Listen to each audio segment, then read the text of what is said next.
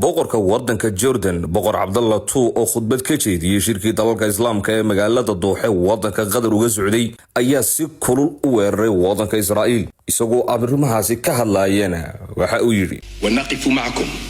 بكل إمكانياتنا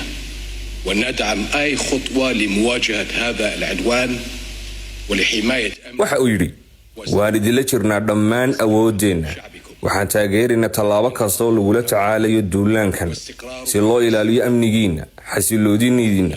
iyo badbaadada shacabka amniga Qatar waa amnigeena xasiloonidiinuna waa xasiloonideena taageerada iyaduna waa mid buuxda oo aan xadidnayn dowladda Israa'iil waxay sii wadaa heeriyadeeda iyo awood sheegashadeeda sababtoo ah beesha caalamku waxay u ogolaatay inay ka sarreyso sharciga annagana dunida carabta iyo islaamku waa in aan dib u eegno dhammaan agabka wada shaqaynteena si aan ula dagaalano khatarta dowladda Israa'iil ee xaq jirka shirkeenu maanta waa inaan ka soo baxaa go'aamo wax ku oola si loola tacaalo khatartan si loo joojiyo dagaalka Gaza si looga hortago barakicinta shacabka reer Falastiin si loo ilaaliyo Qudus